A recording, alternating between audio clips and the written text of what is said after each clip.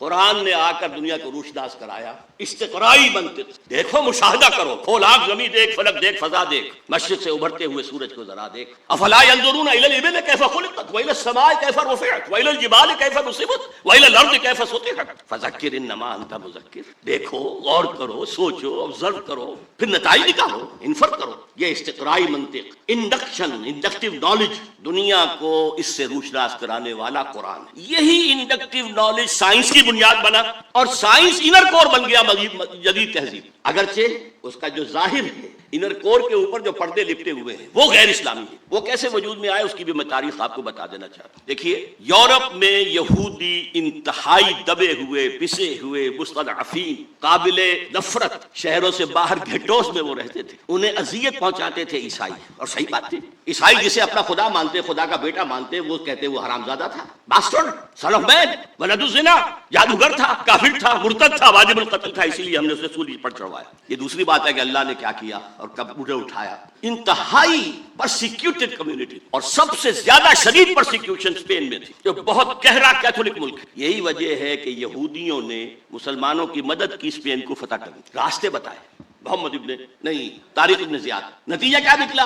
کہ مسلمانوں نے انہیں سر پر بٹھایا، ان کی عزت کی، احترام کیا، تکریم کیا۔ ایک وقت میں وزیر اعظم جو ہے سلطنت ہسپانیہ کا یہودی، یہ یہودی جو ہیں انہوں نے وہاں بیٹھ کر یورپ کی پیٹھ میں چھڑے گھونپے، عیسائیوں سے بدلے لیے، اس لیے کہ جو لڑکے آتے تھے فرانس سے، جرمنی سے، اٹلی سے، یہ تینوں ملک قریب پڑتے ہیں، وہ پڑھنے کے لیے آتے تھے، کارڈووا کی یونیورسٹی، قرطبہ کی، گرناڈا، گرناطہ، تولیڈو، تلیتوا، یہاں سے پڑھ کر جاتے تھے، اور یہاں یہودی ان کے اندر کچھ اور زہر کے انجیکشن بھی لگا، اسلام کی روشن خیالی پر اور اوپر روشن خیالی۔ اب یہ روشن خیالی کا لفظ میں انورٹڈ کاماز میں بول رہا ہوں۔ اسلام کے تصور حریت پر مزید ردا، اسلام کے نظریہ مساوات مرد و زن پر مزید ردا، یہ ردے یہودیوں نے اسپین میں بیٹھ کر، اور آپ کو معلوم ہوگا بن گورین نے کہا ہے the golden era of our diaspora was Muslim Spain۔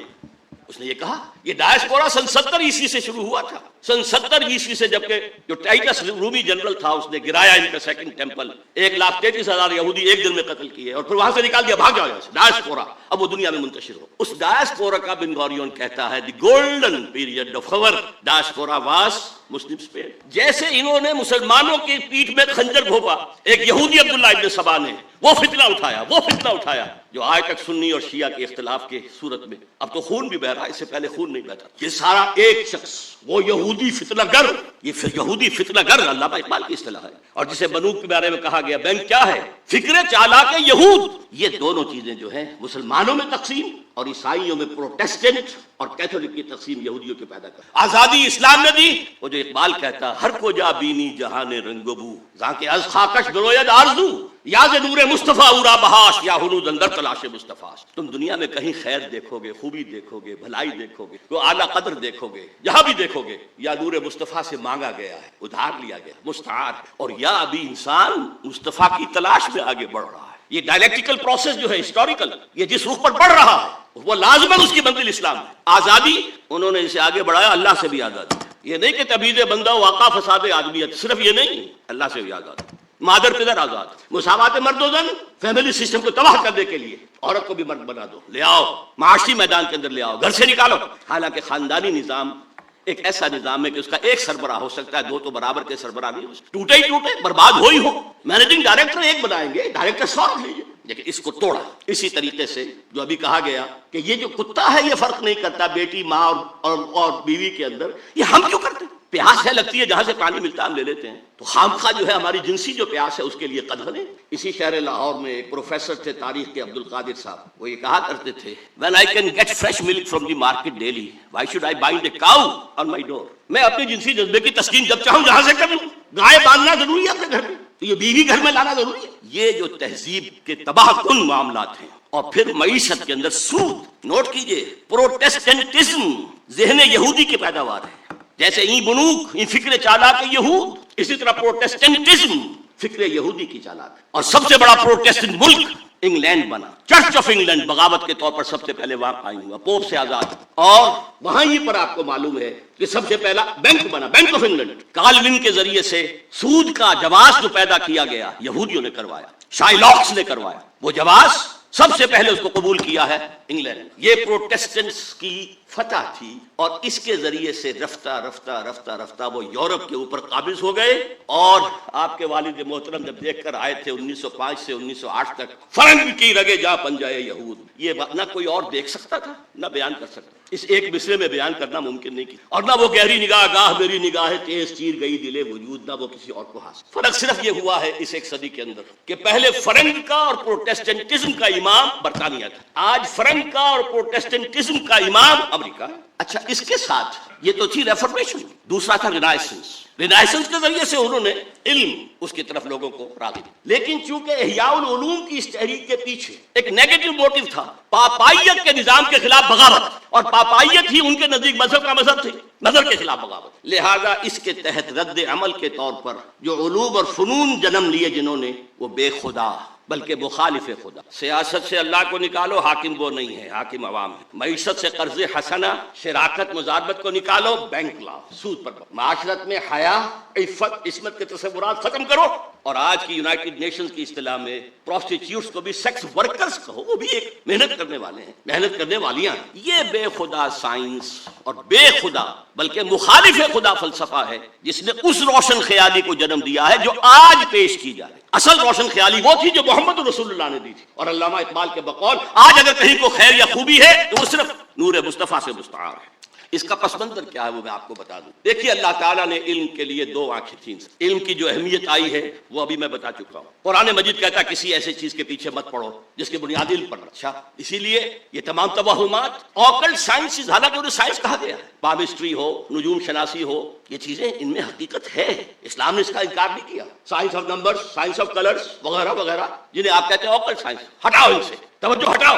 جادو حق ہے مت کرو، کفر ہے. یہ نہیں کہا کہ یہ نفی کی ہے کہ ان میں کوئی حقیقت ہے ہی نہیں. تمہاری توجہ نہیں ہونی چاہیے. تمہیں ہم نے دو آنکھیں دی ہیں اور سورہ بقرہ کے چوتھے رکوع میں اول دوم دونوں آنکھوں کا ذکر ہے. ایک آنکھ ہے ایکوائرڈ علوم کے لیے، جو علم تمہیں خود حاصل کرنا ہے، جسے پوٹینشلی آدم کے اندر ودیت کر دیا گیا تھا. جیسے آم کی گٹھلی میں پورا آم کا درخت ہے، علم آدم الاسماء کلھا میں وہ پورا ایکوائرڈ نالج موجود تھا جو آدم حاصل کر سکتا تھا یا نسل آدم حاصل کر سکتی. اس کے لیے کیا اپریٹس دیا؟ ان السمع والبصر والفؤاد، ان تین چیزوں کو بروئے کار لاؤ اور قدم بقدم بڑھتے چلے. یہ اس علم الاسماء کی ایکسفولیشن ہے جو آج ہم دیکھ رہے ہیں سائنس کی شکل میں، ٹیکنالوجی کی شکل. یہ بھی اللہ کا دیا ہوا علم. اسے سیکولر علم نہ کہیے، قطعاً نہیں، بلکہ بڑا پیارا جملہ کہتے تھے ڈاکٹر رفیع الدین مرحوم و مغفور، میرے نزدیک فکر اقبال کے بہت بڑے شاعر ہیں، کہ Quran is the word of God and this universe is the work of God. ان دونوں میں کوئی تضاد نہیں ہوتا. اگر تضاد محسوس ہوا اس دور میں جبکہ ہمارا کائناتی علم بہت کم تھا، وہ تضاد اس دور کے مفسرین کے حوالے کیا جائے گا،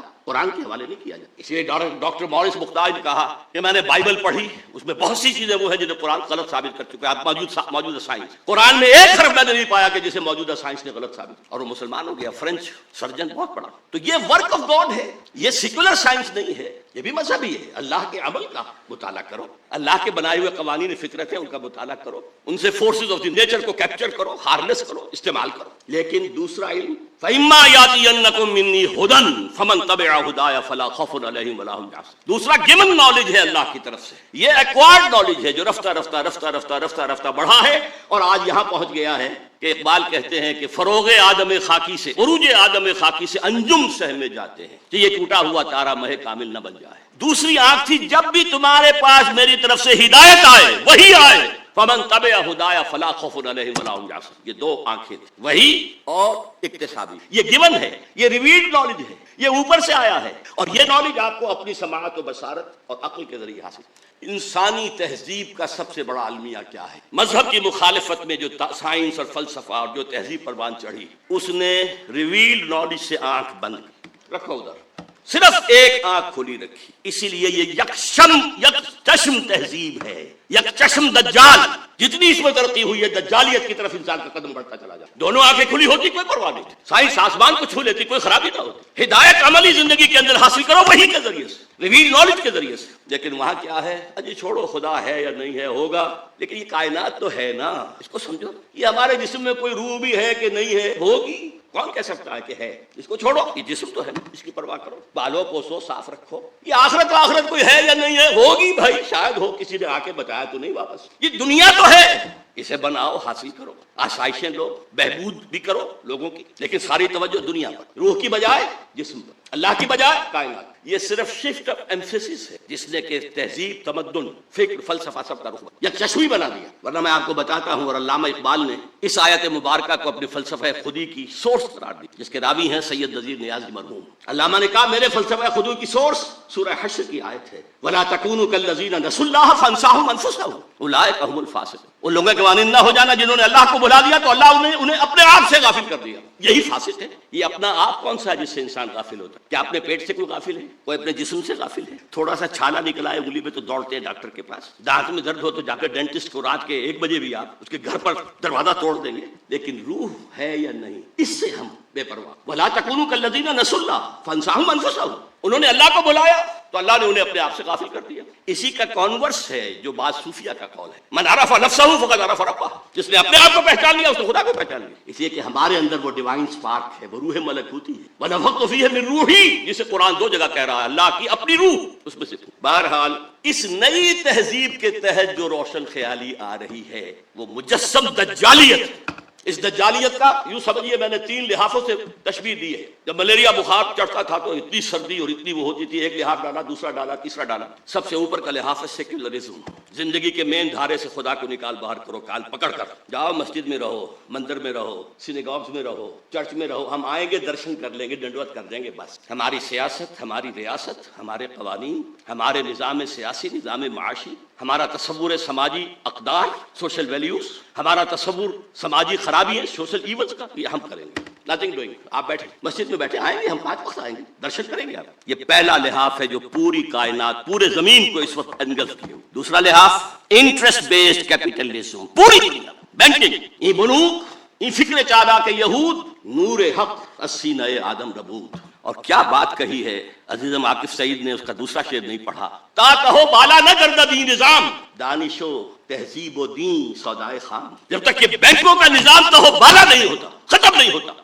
अपरूट नहीं होता, उस वक्त एक दानिश, क्या बात करते हो दानिश, तहजीब, क्या बात करते हो तहजीब, दीन, क्या बात करते हो दीन की, सौदाए खाम, ये तो बड़े कच्चे ख्यालात हैं। दूसरा लिहाफ भी ग्लोबल है। तीसरा लिहाफ अलबत्ता भी कुछ मशरकी ममालिक, खुसूसन मुसलमान ममालिक पर पूरी तरह नहीं। वो अगर आप protocols of design, elders of design पढ़ेंगे तो मालूम होगा ये भी एक पूरे प्लान के तहत हो रहा है। शर्म व हया के तस्वुर निकाल बाहर कर, इसमें तो इफ़्फ़त का तस्वुर निकाल बाहर कर। अजीज़ आकिफ ने तो कहा कि खानादारी भी करे, वो कहते हैं खानादारी उसका काम है ही नहीं, अगर वो करेगी तो उजरत मांगेगी शौहर से, बच्चे जनेगी तो उजरत मांगेगी शौहर से। ये तो social engineering programme of United Nations assembly का है, जिसका सबसे बड़ा जो है चमचा इस वक्त सदर मुशर्रफ बना हुआ है। पूरी दुनिया में कहीं नहीं है कि औरतों को इस तरीके से सीटें, डेमोक्रेसी का मौजूदा हमारे बराबर मौजूद है। इंडिया मौजूदा मानती है दुनिया इसको, कि माना जाता है कि डेमोक्रेसी जो है वो लो परसेंटेज ऑफ लिटरेसी के साथ नहीं चल सकती, और वहां चल रही है। ये मौजूदा है, इसीलिए वो हिंदुस्तान की परस्तिश करते हैं। डेमोक्रेसी उनका मजहब है, अमेरिका में नहीं है, कहाँ है? लेकिन वो शैतान के चमचे जो है वो शैतान को कोई कान कतर देंगे, उसको भी पीछे छोड़ जाएंगे। इसके ज़िम्न में मैं डॉक्टर जावेद इकबाल साहब की खास तौर पर तवज्जो मुनतिफ कराऊंगा। रैंड कॉरपोरेशन जो अमेरिका का हाईएस्ट लेवल का थिंक टैंक, उसकी ताज़ा तरीन रिपोर्ट जो आई है उसमें उन्होंने मुसलमानों को 4 तबकात में तकसीम। एक फंडामेंटलिस्ट है जो इस्लाम को सिर्फ मजहब नहीं समझते, निज़ाम समझते, the politico socio economic system. ये हमारी हिट लिस्ट पर नंबर 1 है, इन्हें हमने खत्म करना ही करना है, ये हमारे दुश्मन है। इसलिए कि उन्हें मजहब से दुश्मनी नहीं है। नमाजें पढ़ो, तुम आए अमेरिका में, तुमने चर्च खरीदे, मस्जिदें बना ली, हमने तो कोई एतराज नहीं किया। तुमने सिनेगॉग्स खरीदे, मस्जिदें बना ली, हमने तो कोई एतराज नहीं। तुम रमजान में रोजे रखते हो, हम तुम्हें एक इफ्तारी पार्टी दे देते हैं व्हाइट हाउस में। तुम ईद और बकरीद मनाते हो, हम यादगारी टिकट इशू कर देते हैं। हाँ, तुम्हारे इस्लाम से भी कोई दुश्मनी नहीं। हाँ, इस्लाम as a politico socio economic system, जिसे वो पॉलिटिकल इस्लाम भी कह देते हैं, ये हमारा दुश्मन है। और उसकी वजह साफ है, निस सदी तक जो कोल्ड वार जारी रही वो निजाम की जंग थी, मजहब की तो कोई जंग नहीं थी। मगरिब में वही क्रिश्चियनिटी थी जो यूरोप में और यूएसएसआर के अंदर थी, वही क्रिश्चियनिटी। फर्क क्या है? सिर्फ एक फिरके का फर्क है। प्रोटेस्टेंटिज्म है, कैथोलिसिज्म है, और जिसको कहते हैं वो मशरकी ऑर्थोडॉक्स, ईस्टर्न ऑर्थोडॉक्स, ये अल्लाह अल्लाह खैर चलो, मजहब तो एक है। सारी जंग निजाम की थी। उनके सरमायादाराना निजाम को इतनी बड़ी धमकी मिल गई थी, चैलेंज मिल गया था وہ سوچتے تھے ہوا ہو جائے گا پانی میں، اور ایک وقت میں مغرب کانپ رہا تھا اس لیے کہ روس خلا میں پہلے پہنچ گیا تھا، ابھی امریکہ تو بہت پیچھے تھا۔ بہرحال جنگ ان کی ہے ان فنڈامنٹلسٹ جو اسلام کو دین سمجھتے ہیں، مذہب بھی ہے، عقائد بھی ہیں، عبادات بھی ہیں، رسومات بھی ہیں، یہ جو تین ایسنشل کانسٹیٹوئنٹس ہیں مذہب کے، کلاسیکل مذہب وہ بھی ہے، لیکن یہ پولیٹیکل سسٹم بھی، اکنامک سسٹم بھی ہے، سوشل سسٹم بھی ہے، تینوں ہیں، 3 × 3 بن کر 6 بن۔ دوسرا طبقہ انہوں نے کہا یہ ہے جن کو ڈاکٹر صاحب نے کہا روایت پسند، یہ کون لوگ ہیں؟ وہ بھی ٹریڈیشنلسٹ کہتے ہیں اس لینڈ کارپوریشن، یہ وہ ہیں جو قال اللہ قال رسول میں مگن ہے، مدرسوں میں ہے، مسجدوں، یہ ہمارے لیے کوئی براہ راست چیلنج نہیں ہے، لیکن اگر خدا نہ خواستہ وہ ٹریڈیشنلسٹ جو ہے وہ فنڈامنٹل سے مل جائے تو بہت خطرناک ہے، اس لیے کہ ان کے پاس ذریعہ ہے پبلک کے سامنے آنے کا، مساجد ہے، ہفتے وار جلسہ منعقد ہوتا ہے۔ تو تیسرے نمبر پر ہیں ماڈرنسٹ، اور میں ڈاکٹر صاحب کو بھی انہی میں شمار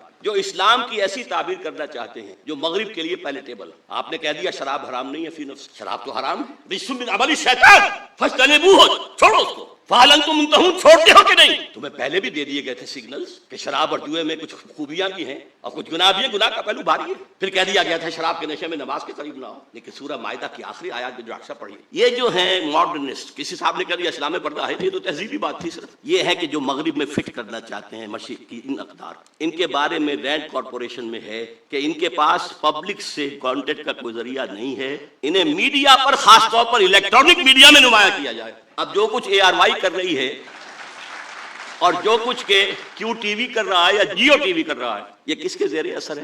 دیا ہی پہلے دیا ہے، جو موجود ہے وہ سب سے پہلے۔ چوتھا انہوں نے کہا ہے کہ سیکولرسٹ ہیں، وہ تو ہے ہی ہمارے، اب یہ 2 × 2 کی تقسیم انہوں نے کی، ماڈرنسٹ پلس سیکولرسٹ، ان کی سرپرستی کرو، انہیں سپورٹ دو، اور فنڈامنٹلسٹ اور ٹریڈیشنلسٹ ان دونوں کو دباؤ۔ یہ ہے آج آسمان امریکہ کی وحی۔ اب یہ تو میں نے آپ کے سامنے عرض کر دیا کہ یہ جدید روشن خیالی کی جڑ کہاں سے، انلائٹنمنٹ سے جو شروع ہوا، اس کا ایک جز جو انر کور قرار دیا ہے اس علامہ اقبال نے، اگرچہ اس کا ظاہر کچھ اور ہے، نظر کو خیرہ کرتی ہے چمک تہذیب حاضر کے یہ صناعی مگر جھوٹے نگوں کی ریزہ کاری، اور خیرہ نہ کر سکا مجھے جلوہ دانش فرنگ، سرما ہے میری آنکھ کا خاک حجاز و حول قدس۔ پسر اقبال سے معذرت کے ساتھ عرض کر رہا ہوں، میں نے اس میں تبدیلی کی ہے اس لیے کہ مدینہ و حجاز تو ایک ہی شے کا نام ہے، علم محمدی کے دروازہ ہے حضرت علی، وہ نجف کہا نا انہوں نے، وہ حضرت علی کے حوالے سے، میں کہہ رہا ہوں ان میں واو عطف نہیں آ سکتا، وہ تو ایک وحدت ہے۔ ہاں دوسری سورس جو ہے old testament and new testament, حول قدس الذی بارکنا حولہ، جہاں سینکڑوں انبیاء دفن ہیں، جہاں ابراہیم دفن ہیں، جہاں یعقوب اور اسحاق دفن ہیں، جہاں ان کے خیال میں سولی چڑھائی گئی تھی حضرت عیسیٰ کو، وغیرہ وغیرہ۔ تو میں نے اس میں ترمیم کی ہے، اور مجھے امید ہے میں کوئی علامہ اقبال کے کلام کا یا پیغام کا ماہر ہونے کا دعویٰ نہیں کرتا، البتہ ان کے آخری زمانے کی ایک نظم، اس کے آخری شعر کا مصداق میں خود کو بھی سمجھ، چنگ را گیرے از دستم کہ کار از دست رفت، نغمام خو گشت و از رگھائے ساز آید برون۔ لوگوں مجھ سے یہ ستار، یہ چنگ لے لو، میں اپنی انگلیوں سے جو اس کو چھیڑ رہا تھا تاروں کو، اب ہاتھ کا کام پورا ہو، اب میرا نغمہ اس ستار کی تاروں کے اندر خون بن کر گردش کر رہا ہے، اور اس کی رگوں سے، اس کے تاروں سے خود بخود نکلے گا۔ میں اپنے آپ کو یکے از رگھائے فکر اقبال سمجھوں، یکے چنگ را گیرے از دستم۔ اور ڈاکٹر صاحب سے میں پھر عرض کروں گا کہ جو ریکنسٹرکشن اور علامہ کی شاعری کا فرق، اس کے لیے یہ بات بھی نوٹ کر لیجئے کہ لیکچرز میں وہ مہدی کا تصور اور مسیح اور اس کا تصور کہتے ہیں کہ یہ امیجین اثرات ہیں، اصل میں لیکچرز کا موضوع ہے عقل، بعض چیزیں عقل میں نہیں آتی، فلسفہ تو عقل کی حدود سے باہر نہیں جائے، لیکن ان کی شاعری الہامی تھی۔ اس بات کو کہا تھا اشفاق احمد صاحب نے، وہ تلقین شاہ، کہ شاعری والا اقبال رات کا اقبال تھا جس میں اسے الہام ہوتا تھا، اور ریکنسٹرکشن والا اقبال دن کا اقبال تھا جو اپنے عقل سے کام کرتا تھا۔ تو مہدی کا تصور کی اس طرح کی نفی، لیکن یہ شعر جس کا آخری شعر میں نے آپ کو جس نظم کا سنایا، اس کا پہلا شعر کیا ہے؟ خضر وقت از خلوت دشت حجاز آید برون، کارواں زی وادی دور و دراز آید برون۔ خضر وقت مہدی دشت حجاز سے باہر آئے، اس میں سنی اور شیعہ دونوں تصور آ گئے۔ شیعوں کے نزدیک حضرت مہدی 12ویں امام تھے جو روپوش وہ ظاہر ہوں گے، اور سنیوں کے نزدیک حضرت ام سلمہ کی حدیث ہے کہ خلیفہ کے انتقال کے بعد خانہ جنگی ہو جائے گی، اور ایک شخص کی طرف لوگ دیکھ رہے ہوں گے رہنمائی کے لیے، اور وہ اسے گریز کرتا ہوا مدینے سے بھاگ کر مکے میں چھپ جائے گا، لوگ وہاں سے تلاش کریں گے، نکالیں تو نکالیں گے۔ خضر وقت از خلوت دشت حجاز آید برون، کارواں زی وادی دور و دراز، یہ وادی سندھ جس کا ایک حصہ افغانستان ہے، مشرقی افغانستان، دوسرا حصہ یہ پاکستان ہے، یہاں سے نکلے گا جو حضور کی حدیث کے مطابق یخرج ناس من المشرق یوطئون للمہدی، یعنی سلطان، مشرقی ملک سے ایک فوجیں آئیں گی جو مہدی کی حکومت کو قائم کریں. اللہ کرے کہ وہ پاکستان ہو. اقبال کے خواب میں وہ پاکستان ہی تھا اور افغانستان بھی ساتھ. بہرحال آج جو قرات ہوئی اس میں بھی جو نقشہ کھینچا گیا ہے کہ یہود و نصارہ کو اپنا ولی نہ بنا. ہماری بدقسمتی ہے کہ اس دور کے بہت بڑے مفکر، مورخ، درویش صفت انسان ڈاکٹر حمید اللہ مرحوم نے اس آیت میں ولی کا ترجمہ کیا ہے حاکم نہ بن. حیران عربی کے بہت بڑے ماہر، لیکن میرے نزدیک یہ آیت قرآنی وَمَن نُعَمِّرْهُ نُنَكِّسُ فِي الْخَلْقِ، جس کی عمر زیادہ کر دیتے اس کی عقل اوندی کر دیتے، تخلیقی صلاحیتیں کم کر دیتے، وہ اولیاء کا ترجمہ حاکم کہہ رہا ہے. اچھا حاکم کوئی کسی کو خود بناتا ہے؟ انگریز آئے تھے تو ہم نے بنایا تھا؟ وہ تو آئے تھے اپنے زور زور سے آئے تھے. یہ ولی کا ترجمہ ہے، جمع ہے اولیاء. انہیں ساتھی نہ بناؤ، ہمدرد نہ بناؤ، سہارا نہ بناؤ، پشت پناہ نہ بناؤ، دوست نہ بناؤ، رازدان نہ بناؤ. یہ اس کا تو واقعتاً اس وقت ہم یہود و نصارہ کے اندر جو آیت میں الفاظ آئے تھے یسارعون فی الخیر فیہم، کچھ لوگ ہیں گھسنا چاہتے ہیں ان کے اندر، ان کی تہذیب میں، ان کے تمدن میں، ان کے نظام میں گھسنا چاہتے ہیں. اور کہتے کیا ہیں؟ جیسے کہ کہا تھا 11 ستمبر 2001 کو صدر مشرف نے، جو میں نے اپنے کانوں سے سنا پھر 16 ستمبر 2001، اگر ہم اس وقت ساتھ دیں گے امریکہ ہماری ایٹمی صلاحیت کی بھی حفاظت، کشمیر کا مسئلہ حل کرا دے، نہیں تو یہ سارے معاملہ ابھی ختم ہو جائے. ان یصیبنا دائرہ، کہ ہم پر کوئی مصیبت نہ آ جائے.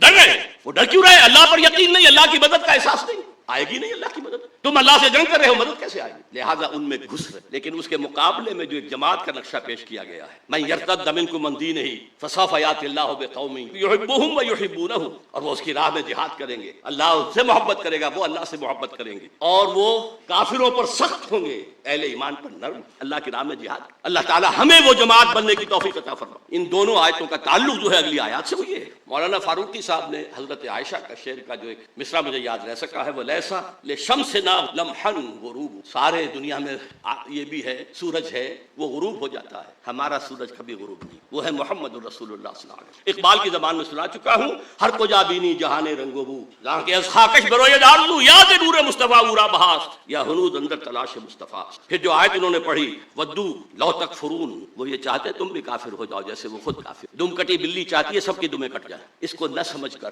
اور صرف وقتی سے فائدہ، میں نے کہہ دیا تھا 16 ستمبر 2001 کو، روبرو کہا تھا کہ آپ جو کچھ کر رہے ہیں وہ غداری ہے عدل و انصاف کے مسلمہ اصولوں سے، کہ ابھی کوئی جرم ثابت نہیں. طالبان کا تو کوئی ہے ہی نہیں جرم، اگر آپ کہتے ہیں اسامہ بن لادن کا، وہ بھی ثابت نہیں، اور سزا دینے پر تل گئے. کون سے اصول ہیں یہ عدالت؟ ڈاکٹر صاحب تو چیف جسٹس بھی رہے ہیں. نمبر 2 یہ غیرت اور حمیت سے بغاوت ہے. ایک حکومت آپ نے قائم کروائی، مدد کی، سپورٹ کیا، پروموٹ کیا، اس کا سفیر آج تک بھی بیٹھا ہوا ہے آپ کے، آپ نے انہیں ریکگنائز کیا، اور ایک دھمکی پر پتاشے کی طرح بیٹھ گئے 180 کا ٹرن لے لیا. تو کوئی غیرت اور حمیت بھی کسی شے کا نام ہے؟ کہ حمیت نام تھا جس کا گئی تیمور کے گھر سے، وہ تیمور کے گھر سے کیا سادات کے گھر سے گئی. مشرف صاحب تو صدی کے سید ہونے کے مدعی ہیں. اور نمبر 3 یہ بغاوت ہوگی اسلام سے، کہ ایک مسلمان حکومت کے خلاف، مسلمان ملک کے خلاف غیر مسلموں کا ساتھ. البتہ جو آپ بتا رہے ہیں حکمتیں وہ حقیقی ہیں، میں مانتا ہوں، لیکن وقتی ہیں. جلد یا بدیر آپ کی باری آ کر رہے گی. بعد میں خود کہا مشرف کہ ہماری باری بھی آ سکتی، لیکن آپ جا رہے ہیں اسی کے دامن میں. لا ملجا منکا ولا ماوا الا الیک. یہ تو دعا ہے رات کے وقت سونے کی مصنون دعا. اے اللہ تیرے کسی اقدام کے خلاف کہیں پناہ لینے کی جگہ ہے ہی نہیں سوائے تیرے دامن کے. جیسے ماں بچے کو مارتی ہے اور بچہ ماں سے چمٹا جاتا، کہاں جائے؟ یاد یہ امریکہ سے چمٹے جا رہے ہیں. انجینئر سلیم اللہ خان صاحب نے جو بات کہی، روشن خیالی کا نفاذ، یہ ہے اصل بات جو اس وقت اس حکومت کے تحت پوری ریاستی مشینری کو استعمال کر کے، اپنے خیالات مطلقہ کو استعمال کر کے، جو ان کے خیال میں روشن خیالی ہے، جو روشن خیالی کا آتاترک ماڈل ہے، برقعے زبردستی اتروا دیے، انگریزی لباس پہننا لازم کر دیا گیا، اذان بھی دو تو ترکی میں دو، نماز پڑھو تو ترکی میں پڑھو. یہ سارا معاملہ یہ شخص بھی کرے گا اگر اسے مہلت مل گئی، بلکہ اس سے دستخط آگے جائے گا. حافظ عاقب سعید صاحب کی گفتگو میں سے میں نے صرف ایک چیز نوٹ کی تھی، اس کا میں پہلے تذکرہ کر چکا ہوں، کہ تمہاری تہذیب اپنے خنجر سے آپ ہی خود کرے گی. یہ واقعہ ہے جو پیش آ چکا. تہذیب مر چکی ہے، خلاف فطرت، اصول تخلیق کے خلاف دنیا جا رہی. جسے قرآن نے کہا تقطعون السبیل، تم راہ مار رہے ہو. یہ راہ مارنا جو ہے رہزنی بھی ہے، اور یہ انسانیت کی پیدائش کی راہ نہیں ماری جا رہی. 2 عورتوں کی شادی، 2 مردوں کی شادی، فطرت کے راہ کو مسدود کیا جا رہا ہے. محترم اور مکرم ڈاکٹر جاوید اقبال صاحب کی جو کہ فرمودات میں سے ایک پر میں پہلے تبصرہ کر چکا. میرے نزدیک یہ انلائٹنمنٹ کی تعبیر ہے جو آج سے 400 برس پہلے، اور آج اسے ہم اس انلائٹنمنٹ جس میں اسلام کی انلائٹنمنٹ کے ساتھ یہودی یہودیوں کا ذہن فکر چالاک یہود شامل ہو گیا تھا۔ مجھے ایک شعر یاد آیا، کون سیاہی گھول رہا ہے وقت کے بہتے دریا میں، وقت کا بہتا دریا اسلام کی تعلیمات، حریت و اخوت و مساوات، جس کا راگ الاپا اقبال نے، جس کا راگ الاپا بلکہ قوالی کہی جس کی قائد اعظم نے، اس کے اندر زہر داخل کی۔ حریت اللہ سے بھی آزادی، مادر پدر آزادی، مساوات عورت مرد بالکل برابر، سماجی نظام کیا ہے یہ شرم اور حیا اور یہ عصمت و عفت، غیرت نہ تجھ میں ہوگی نہ زن ووٹ چاہے گی، وہ زمانہ آ رہا ہے، آ چکا ہے۔ نمبر 2، ڈاکٹر صاحب نے سب سے زیادہ اہم قرار دیا انقلاب فرانس، یقیناً وہ بھی رینیسنس کا ایک پروڈکٹ ہے، نتیجہ ہے، آزادی، بادشاہوں سے آزادی، جاگیرداروں سے آزادی، لارڈ سے، بیرن سے آزادی، لیکن اس کا جو اصل مظہر ہے وہ ہے در حقیقت چرچ آف انگلینڈ اور بینک آف انگلینڈ۔ یہ ہے دو چیزیں جو یہودیوں نے وہاں پر مسلط۔ چرچ پاپائیت سے اگر بغاوت نہ ہوتی تو سود کی اجازت نہیں مل سکتی تھی، سود حرام تھا، یورپ کے نظام کے تحت حرام تھا، پروٹیسٹنٹس کے ذریعے سے انہوں نے اس کی اجازت حاصل اور پھر اپنے سودی ہتھ کنڈوں کے اندر پورے یورپ کو جگڑ لیا، فرنگ کی رگے جا پنجائے یہود، بینک آف انگلینڈ۔ تیسری بات جو جمال الدین افغانی کے بارے میں کہی کہ خلیفہ پر شورا کی رائے یا اکثریت کی رائے مؤثر ہونی چاہیے، بائنڈنگ ہونی چاہیے۔ میں نے اپنا جو تصور پیش کیا ہے جدید خلافت کا، اس میں یہی بات کہی۔ درخواست کروں گا کہ ڈاکٹر صاحب میری وہ چھوٹی سی کتاب پڑھ لیں۔ انسٹیٹیوشن بہت بعد میں ڈیولپ، خلفائے راشدہ میں لیجسلیچر اجتہاد اور جو ایگزیکٹو اور جوڈیشری سب کے ہیڈ خلیفہ تھے، جیسے حضور تھے، تینوں چیزیں جمع تھی۔ لیکن آج انسٹیٹیوشنز ڈیولپ، یہ تین پلرز کو علیحدہ کرنا ہو۔ آج ہمیں وہ شخص نہیں مل سکتا جو تقوی اور تدین میں، خدا ترسی میں اور للہیت میں صحابہ کرام کے صف میں کھڑا ہو سکے، لہذا وہ اعتماد نہیں کیا جا سکتا۔ فیڈریشن کی جو تجویز انہوں نے پیش کی تھی، میرے علم میں حال ہی میں آیا ہے کہ ان کی تجویز تھی کہ یہ علاقہ ہندوستان کا جو آج پاکستان کی شکل میں ہے اور افغانستان اور روسی ترکستان مسلمان ریاستیں ہیں، کیونکہ 1897 میں جمال الدین افغانی کا انتقال ہو چکا تھا، بولشوک ریولوشن آیا 20 برس بعد 1917 میں، اس وقت تک یہ ترک ریاستیں مسلمان ریاست، ان کو جوڑ کر،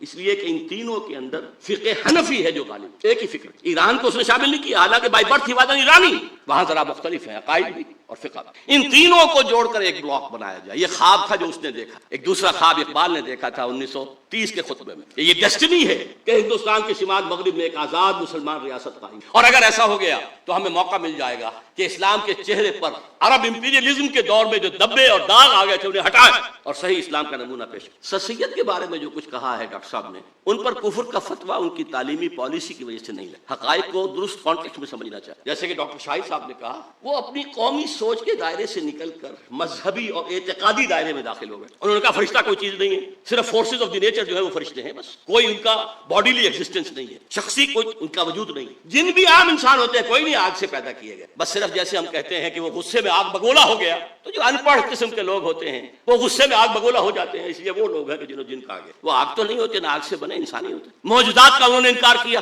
وہ جو قانون مادی تھا اس کو اتنا غالب سمجھا کہ قدرت خداوندی بھی اس کی پابند ہو چکی ہے۔ یہ قوانین اللہ نے بنائے، کیا وہ انہیں توڑ نہیں سکتا کبھی؟ نہیں، یہ قوانین بالا تر ہے۔ اس اعتبار سے ان پر کفر کے وہ علم کلام کے میدان میں آ گئے، ورنہ صرف تعلیم کی بات کرتے تو اختلاف تھا علماء کا۔ علماء نے اصل میں وہ نان کوآپریشن شروع کر دی تھی بہت پہلے، جس کا خواب گاندھی کو بہت بعد میں آیا۔ ہم تمہارا علم پڑھیں گے، نہ سائنس پڑھیں گے، نہ فلسفہ پڑھیں گے، نہ تمہارے کالجوں اور یونیورسٹیوں میں جائیں گے، ہم تو قال اللہ و قال رسول کے جزیرے بنا کر بیٹھ جائیں گے کونوں کھل۔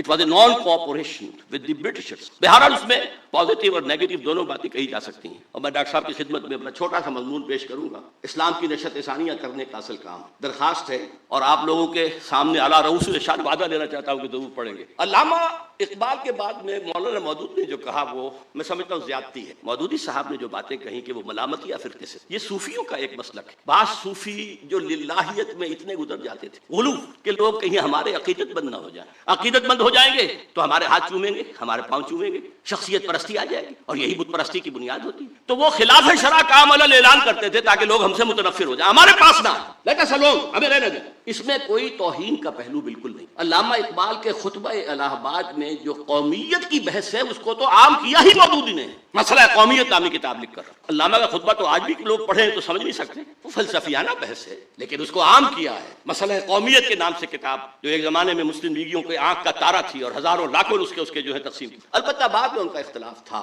کہ قیادت ایسے لوگوں کے ہاتھ میں آ رہی ہے جسے آپ نے بھی کہا کہ وہ سیکولر مائنڈڈ تھے، پریکٹسنگ مسلم نہیں تھے، تو اس سے اسلامی ریاست قائم نہیں ہوگی، ایک مسلم نیشن سٹیٹ اور وجود میں آ جائے گی، اور یہ بات سچی ثابت ہوئی ہوگی۔ بہرحال میں سمجھتا ہوں زیادتی ہے، ان کا ذکر ان علماء کے ساتھ۔ ہاں مولانا مدنی رحمۃ اللہ علیہ، اسی طریقے سے مولانا نجم الدین اصلاحی یا عطاء اللہ شاہ صاحب بخاری، اور ریکنسٹرکشن کے بارے میں یہ کہ یہ شورائی جو یہ سوڈانی عالم نے کہا کہ یہ کفریات ہیں، یا سلیمان ندوی صاحب نے کہا کہ یہ کتاب نہ لکھی جاتی تو بہتر تھا۔ ابو الحسن ندوی کو آپ نے پوتا قرار دیا ہے سید احمد بریلوی کا، وہ کئی پشتوں میں جا کر نواسے بنتے ہیں۔ سید احمد بریلوی کا بیٹا تو کوئی تھا ہی نہیں، اور وہ بھی براہ راست نواسے نہیں، کئی پشتے ہیں، وہ تو بہت پرانے، بہت زمانے کا جو ہے ان کے درمیان وقفہ ہے۔ پھر میں آپ سے ایک بات اور عرض کروں گا، مسلم لیگ کی اصل قیادت یقیناً سیکولر لوگوں کی تھی، غیر عالم لوگ تھے۔ اب ڈاکٹر شاہد مسعود صاحب انہیں خام خواہ عالم بنانا چاہیں تو وہ عالم نہیں بن جائیں گے۔ اقبال عالم تھا، اس کی ابتدائی تربیت علامہ میر حسن کے تحت ہوئی، اس کے اندر اپنے والد اور والدہ کا خون دوڑ رہا تھا، جو صوفی مزاج تھے، قائد اعظم نہیں تھے،